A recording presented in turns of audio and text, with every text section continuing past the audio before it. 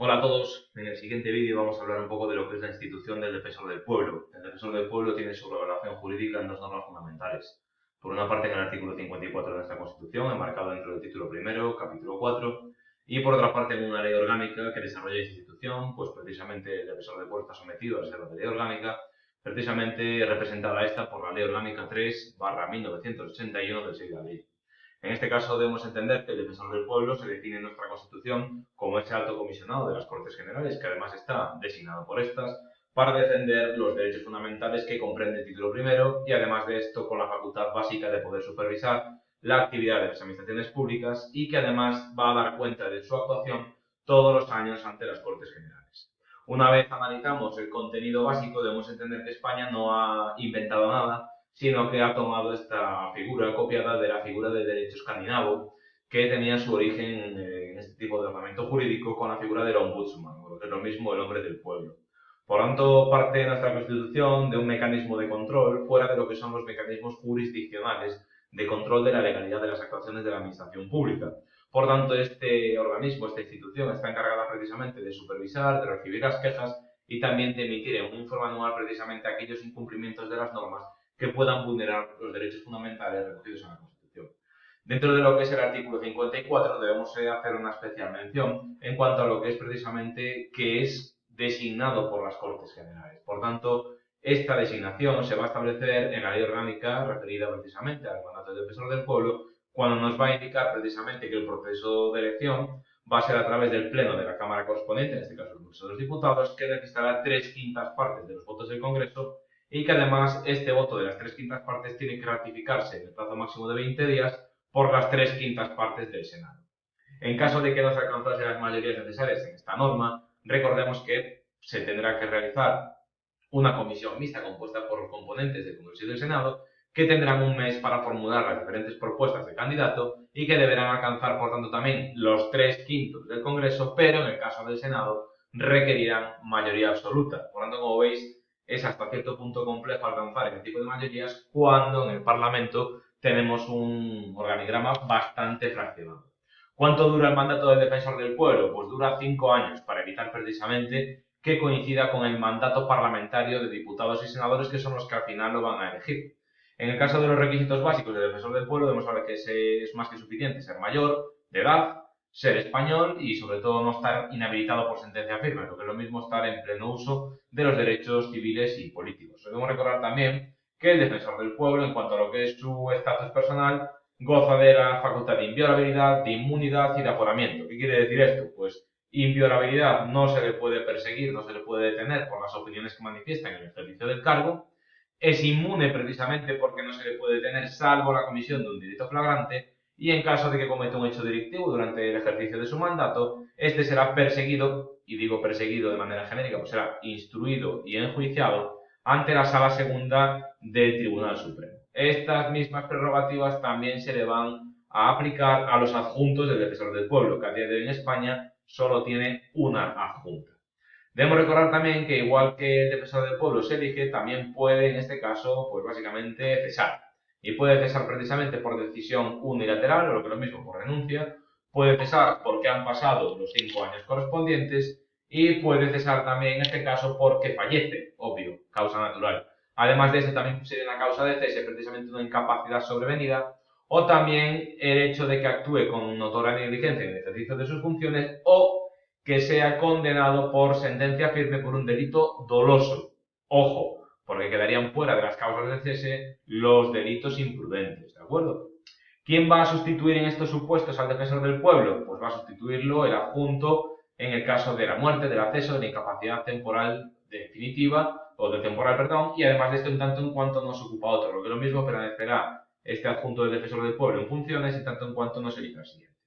Igualmente, fruto de la objetividad y de la imparcialidad que se le presume a este cargo, debemos entender que está sometido a unas incompatibilidades precisamente derivadas de la naturaleza de su cargo, y es tanto así que no podrá ejercer mandatos representativos, cargos políticos, permanecer en el servicio activo de una administración pública, es decir, no podría ser funcionario, tendría que estar en excedencia, ni tampoco podría militar o dirigir partidos políticos o sindicatos, fundaciones o cualquier otro tipo de ente asociativo que pudiese mermar su capacidad de imparcialidad y de objetividad. Igualmente, y esto viene siendo una tradición, por ejemplo, en el caso de Galicia, los defensores del pueblo, valedores del juego en esta comunidad,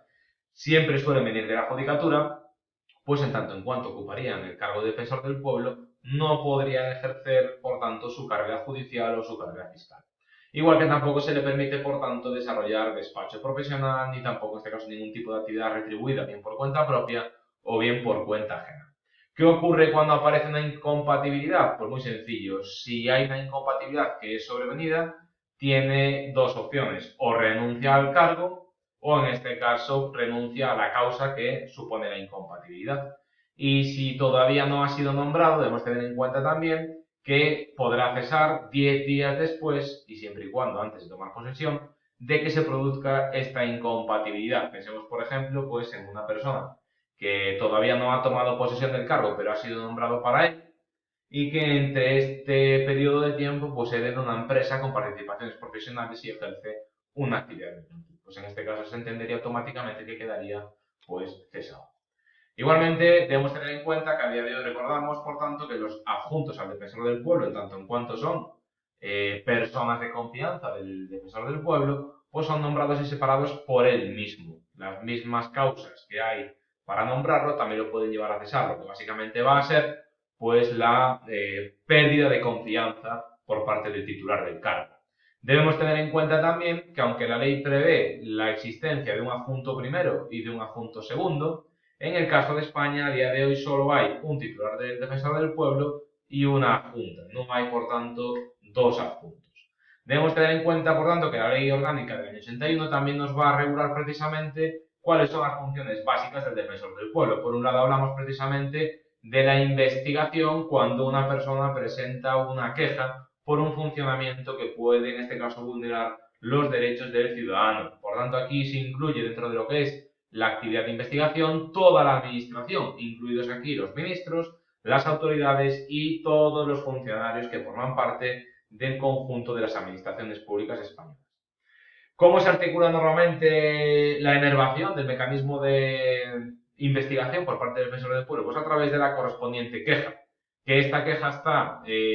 precisamente configurada con una legitimación activa bastante alta, porque se le permite a los particulares, se le permite a los parlamentarios, se le permite a personas jurídicas, en definitiva se permite a un gran elenco de personas recurrir a la institución del defensor del pueblo para examinar la actividad de las administraciones. Igualmente debemos recordar que en los supuestos como el que nos abarca en estos tiempos del estado de alarma, incluidos también los de excepción y los de sitio, no se va a interrumpir la actividad de administración y supervisión, por tanto, de la actividad de las administraciones públicas.